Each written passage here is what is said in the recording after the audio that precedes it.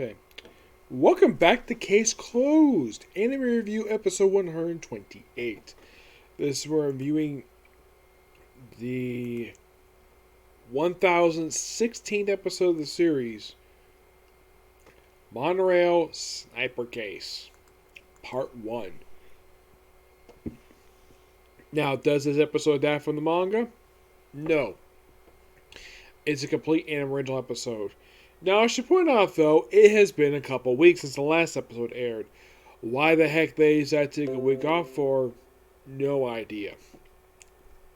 Episode starts off with basically Conan and Mori just riding on a monorail train, which basically those, I don't know if these regularly exist in Japan.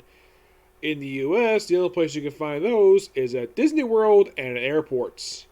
They're just relaxing, don't know what they're doing, particularly on the monorail. And then all of a sudden we see a bullet come through the window, and one of the passengers is shot in the arm. And then of course they treat the guy at his wound, the train is stopped. Conan basically figures out thanks to the wind while the police show up. Of course they track down exactly where the shot came from, which was this apartment in apartment 505. I don't know if that's Easter egg for anything. I have no idea. We do see the culprit, basically, in shadow, where he's basically spying on Conan and Mori. Now, we do see, basically, trying to get to his apartment building, where they had to basically press this button on this special keypad to get in there. Now, this is one of two anime I've seen to have this particular thing for apartment buildings. The only one I've seen like this is for Quintessential Quintuplets.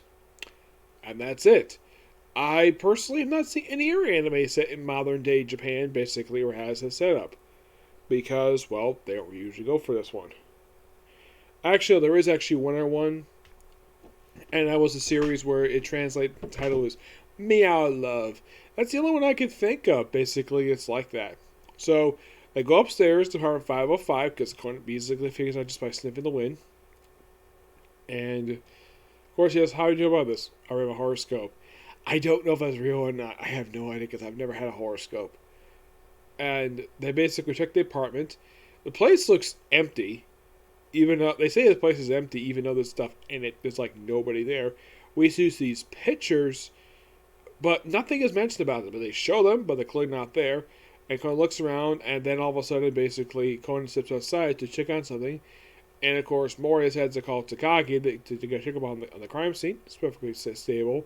And then Conan calls up Takagi right afterwards, and Conan easily figures out, though, that while talking to Takagi, he's like, the old man must have called him just before I did. Ask him, send a forensic team to the apartment right away. Excuse me, and of course, then they start following a smudge trail, and they get downstairs. They discover a blood trail. Yes, a blood trail.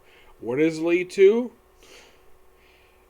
That it leads to somewhere. Of course, they stop for a bit, and of course, then Moore gets a phone call about checking the place. Which, okay. And found out the apartment's got blood.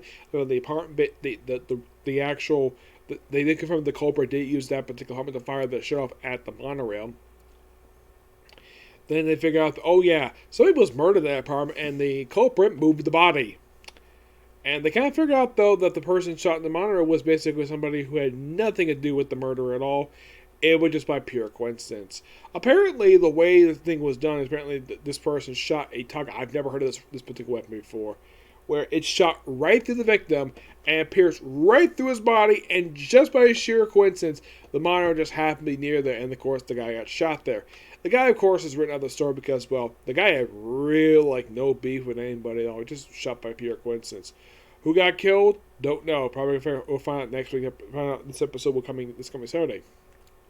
So, then, of course, trailing the blood for a while, and then Conan says, something smells odd. And they spot a car, looks like it's moving, and then we see there's a woman inside. And then Conan goes, oh crap, there's gasoline, the thing's about to explode. So, but look up Mori, wearing a sleeve, smashes the window with his elbow, because normally that would actually hurt. And gets the woman out of the car pretty quickly, and Here's another victim who just happened to be some sheer coincidence. Yeah, apparently someone followed her and someone basically knocked her with a cloth. Yeah, they used chloroform. Apparently, they did not mention chloroform in this episode for some reason, despite the fact that clearly she got chloroformed. And she woke up in that car. And here is another victim just by pure coincidence. And so, who the actual victim is, they don't know yet. And they figure the only place you can move around without any suspicion is Toto Marketplace. It's Toto Market. Basically a big fish market. So Takagi, Mori, and Conan go there. And that's where the episode ends, with basically the actual culprit when he takes out a person just happily wandering the parking lot with a wrench. And, well, basically you can kind of describe part one as a lot of setup for part two. It's a good mystery. Like, who got killed, like, obviously who the victim, who was the murder victim, who the culprit is. And he basically has all these red herrings to slow down the investigation, which is quite interesting. And I hand to this guy is actually pretty smart for an actual killer.